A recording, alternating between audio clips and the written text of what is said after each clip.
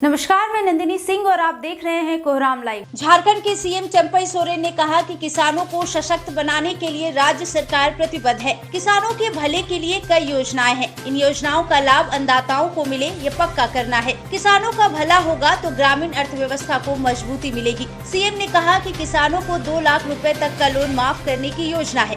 पहले किसानों के 50,000 रुपए तक का लोन माफ किया गया था। सीएम ने अधिकारियों को निर्देश दिया कि जिन किसानों का कृषि लोन बकाया है, उनके एनपीए माफी के लिए बैंकों से बातचीत करें, ताकि इस योजना का लाभ ज्यादा से ज्यादा किसानों को मिल सके। उन्होंने कहा कि मृतक लाभुकों को सही तरीके से सत्यापन करने के बाद ऋण माफी की राशि का भुगतान किया जाए। कृषि कार्यों में टाइम फैक्टर काफी मायने रखती है। ऐसे में समय पर किसानों के बीच खाद बीज बांटे। सीएम चंपई सोरेन ने ये बातें आज हाई लेवल मीटिंग में कही। मीटिंग में कृषि, पशुपालन एवं सहकारिता विभाग द्वारा संचालित विभिन्न योजनाओं एवं कार्यक्रमों की समीक्षा की गई।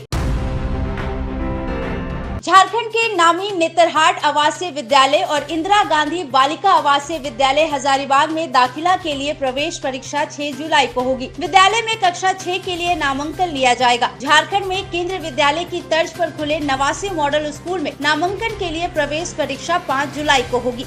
इन दोनों परीक्षा का प्रवेश पत्र 27 जून से मिलना शुरू हो जाएगा। वहीं मुख्यमंत्री मेधा छात्रवृत्ति परीक्षा 30 जून को होगी। इसका प्रवेश पत्र 25 जून से जैक की वेबसाइट से डाउनलोड होगा। मुख्यमंत्री मेधा छात्रवृत्ति के लिए 9 से 12वीं कक्षा तक विद्यार्थी आवेदन कर सकते हैं। शर्त केवल इतना है कि छात्रों को अपनी पिछली कक्षा में 60% अंकों के साथ पास करना जरूरी है। जैक ने तीनों परीक्षा की अलग अलग डेट आज जारी कर दी।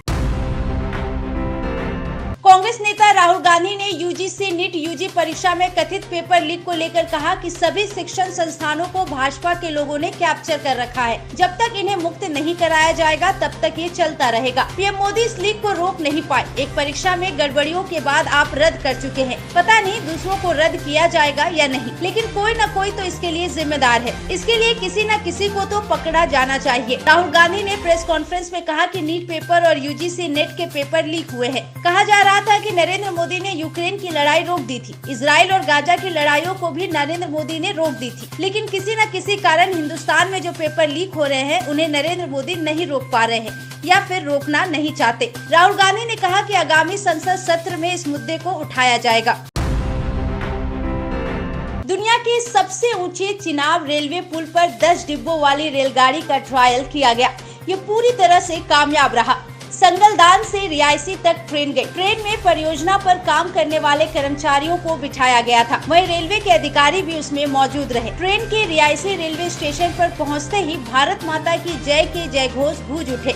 ये पुल एफिल टावर से भी ऊंचा है। इस पुल की ऊंचाई 359 मीटर है। वहीं एफिल टावर की ऊंचाई 300 मीटर है। करीब 1486 करोड़ की लागत से निर्मित इस पुल के निर्माण में 30,000 मेट्रिक टन स्टील का उपयोग करने का दावा किया गया है। ये 260 किलोमीटर प्रति घंटे तक की हवा का सामना कर सकता है। खबर है कि बहुत जल्द रियासी से कश्मीर तक ट्रेन को चलाया जा सकता है। इस तरह ट्रेन से कश्मीर जाने वाले लोगों का सपना बहुत जल्द साकार होने वाला है। स्थानीय कुछ लोगों का कहना था कि ये ट्रेन चलने के बाद व्यापार में वृद्धि होगी और रोजगार के साधन भी बढ़ेंगे।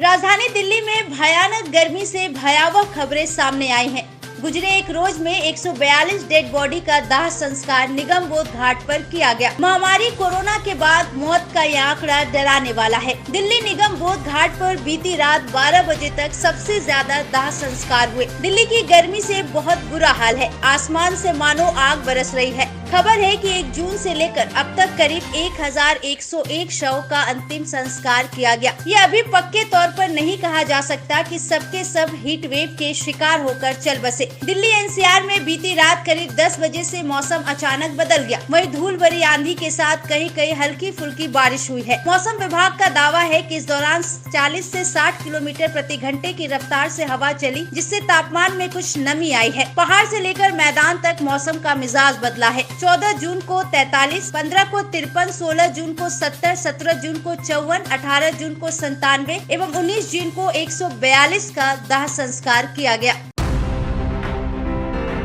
पाकिस्तान के पूर्व प्रधानमंत्री इमरान खान के राजनीति सलाहकार गुलाम शबीर का अपहरण कर लिया गया। इस संबंध में लाहौर के कहाना पुलिस स्टेशन में केस दर्ज कराया गया है। ये केस अपहृत गुलाम शबीर के बेटे बिलाल ने दर्ज कराया। मीडिया रिपोर्ट के अनुसार दर्ज एफआईआर में बताया गया कि गुलाम शबीर इस्लामाबाद की यात्रा पर थे। शबीर देर रात लाहौर के खयाबन ए अमीन स्थित अपने आवास से निकलकर इस्लामाबाद की ओर निकले थे। खबर है कि 2 रोज पहले अज्ञात लोगों द्वारा उनका अपहरण कर लिया गया। यहाँ याद दिला दें कि पाकिस्तान तहरीक-ए-इंसाफ के संस्थापक इमरान खान गुजरे साल से जेल में कैद है। पूर्व दिग्गज क्रिकेटर से राजनेता बने इमरान खान को अविश्वास प्रस्ताव के रूप में प्रधानमंत्री के पद से हटाया गया था।